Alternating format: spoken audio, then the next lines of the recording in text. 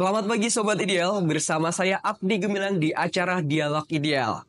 Nah, hari ini kami akan membahas mengenai desentralisasi sampah di kota Yogyakarta. Seperti yang kami tahu, sampah di kota Jogja ini terus meningkat seiring berjalannya waktu.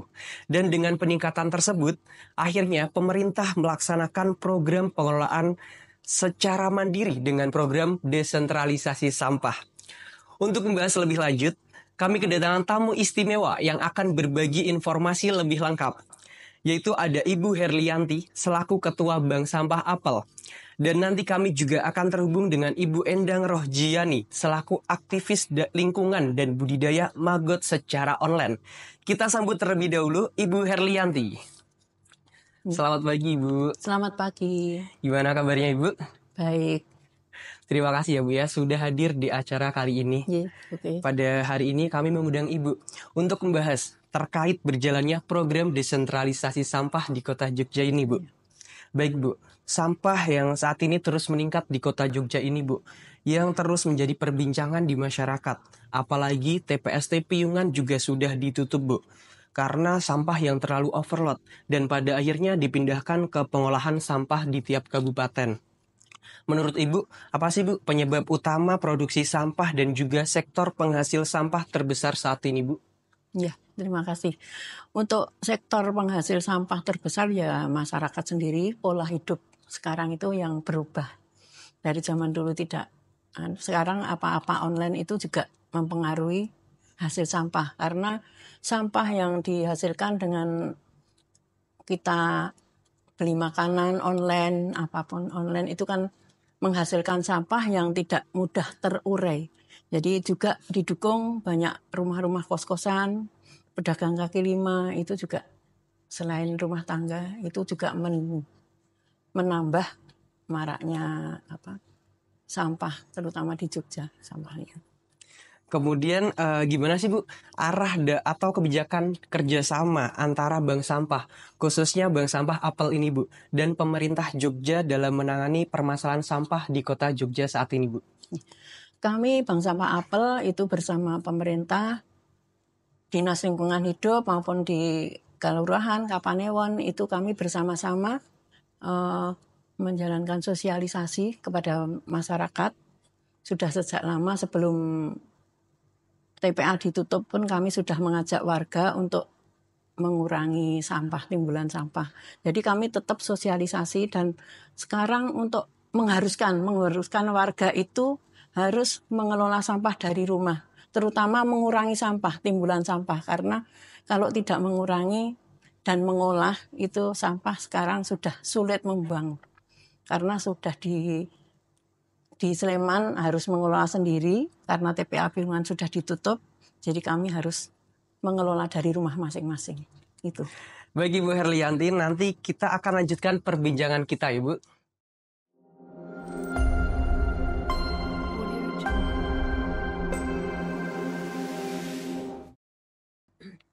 Sobat Ideal, kami lanjutkan pembahasan bersama narasumber kedua kita. Kami sudah terhubung dengan narasumber online kita, yaitu ada Ibu Endang. Selamat pagi Ibu, boleh tolong perkenalkan diri terlebih dahulu Ibu? Nama saya Endang Rohjiani, kebetulan saya di sini sebagai Ketua Forum Komunikasi Winongo Asri yang saat ini juga sedang mencoba mengolah sampah di kandang Maggot Jogja. Baik Bu, dengan adanya peningkatan sampah di kota Yogyakarta ini tentunya berdampak besar bagi masyarakat. Walaupun kita juga sudah tahu Bu, volume sampah yang makin besar itu juga berasal dari masyarakat juga. Menurut Ibu sebagai aktivis dan pengelola sampah organik, apa sih Bu penyebab peningkatan sampah ini? Kalau bicara sampah, setiap orang itu menghasilkan sampah. Rata-rata setiap orang itu menghasilkan hampir setengah kilonan lah per hari setiap orang. Jadi sebetulnya kalau bicara sampah itu sama dengan pertumbuhan manusia. Ketika manusia itu pertumbuhan manusia itu semakin meningkat, itu artinya sampah juga semakin meningkat. Nah, bagaimana kemudian mencoba untuk meminimalkan ya merubah pola hidup, merubah perilaku, bagaimana kita bisa mengolah sampah itu secara dari mulai diri sendiri. Jadi karena bicara volume sampah itu sama dengan pertumbuhan penduduk. Pertumbuhan penduduk meningkat, sampah pasti meningkat. Setiap orang menghasilkan hampir setengah kilo sampah per orang. Jadi untuk mengubah perilaku masyarakat tersebut, gimana sih Bu caranya menciptakan solusi yang berkelanjutan? Sebenarnya kalau upaya masyarakat ini sudah cukup lama kita melakukan gerakan ya. Artinya bagaimana kemudian bank sampah dengan mengolah sampah anorganik. Itu setidaknya mengurangi, reduce lah, mengolah, mendaur ulang, menjadikan sampah-sampah anorganik menjadi barang-barang yang juga bisa dipakai kembali. Sebenarnya upaya-upaya itu juga sudah ada. Kemudian yang untuk wilayah Kota Jogja sendiri, gerakan dengan Mbah Dirjo membuat jogangan organik itu juga sudah terus dilakukan sampai hari ini. Bahkan gerakan untuk satu rumah satu biopori jumbo misalnya, itu yang sebenarnya itu untuk memasukkan sampah organik di situ. Jadi upaya-upaya itu sebetulnya sudah dilakukan, hanya memang masih perlu effort yang lebih lah untuk bagaimana mengolah sampah ini. Berarti ide budidaya maggot ini juga berangkat dari permasalahan tersebut ya Bu? Sebetulnya kalau menggunakan maggot sebagai solusi pengolahan sampah, itu kan baru kita mulai tahun 2021 kemarin, dan itu kami berpikirnya karena gini, persoalan sampah ini kan kalau dihitung secara volume besar, yang kemarin ke TPA Piungan itu hampir 60%-nya itu adalah sampah organik. Nah, sampah organik sendiri itu terbagi menjadi beberapa. Ya, organik yang dalam artian dedaunan kerasan itu sebenarnya dikompos itu tidak jadi masalah, selesai dan tidak menimbulkan bau. Yang menjadi masalah ketika sampah olahan dapur. Sampah olahan dapur yang tidak terkelola ini yang menjadi masalah.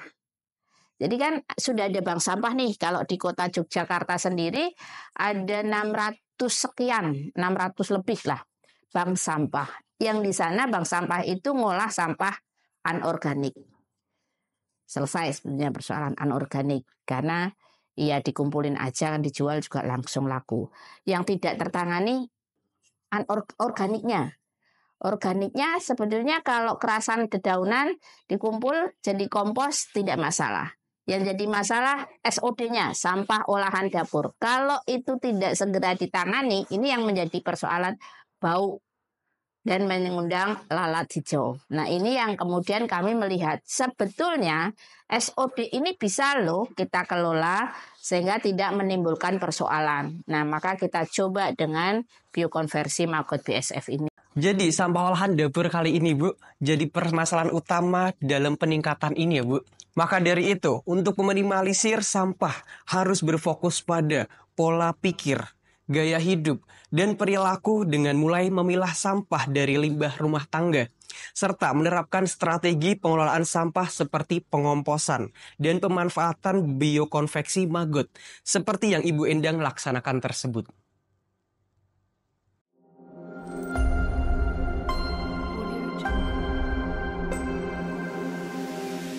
Sobat Ideal, di segmen terakhir kali ini kami akan membahas lebih lanjut tentang program desentralisasi sampah di Kota Jogja ini.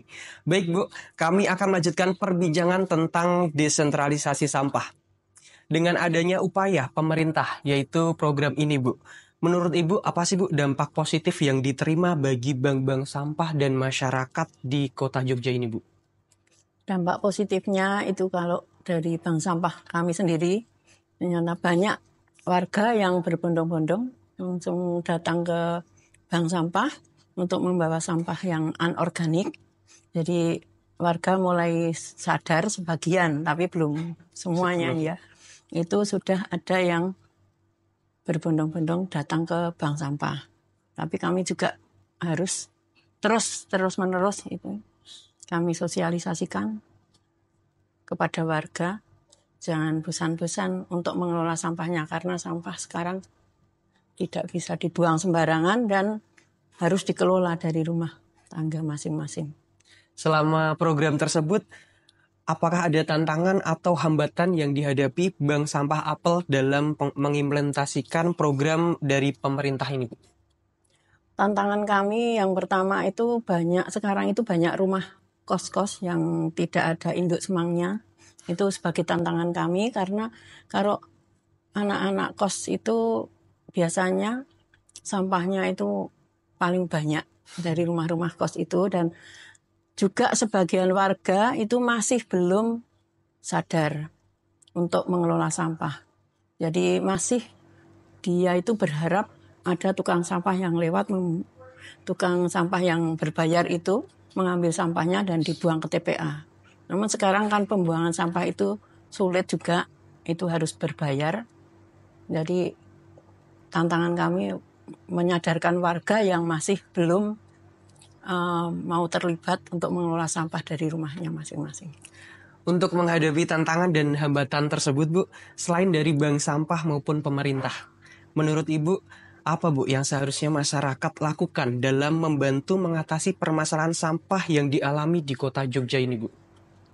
Ya, kami terus-menerus saja tetap kami pengurus bank sampah, itu baik bersama pemerintah maupun mandiri, itu kami tetap sosialisasikan kepada warga, masyarakat yang masih belum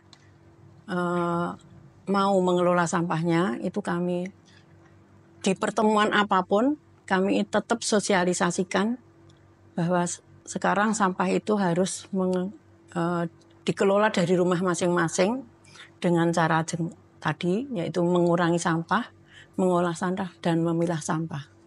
Itu. Salah satunya ini juga, Bu, ya, hasil dari Bank Apel. Untuk dari Bank Sampah Apel itu ada kreasi yang itu berupa bunga. Itu kan cuma sebagian kecil saja.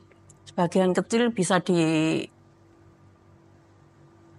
bikin kerajinan yang bisa mempunyai nilai tambah, baik itu bisa dibikin bunga ataupun kita bikin tas ataupun dari saset-saset minuman, seperti itu. Jadi banyak ya, Bu, ya?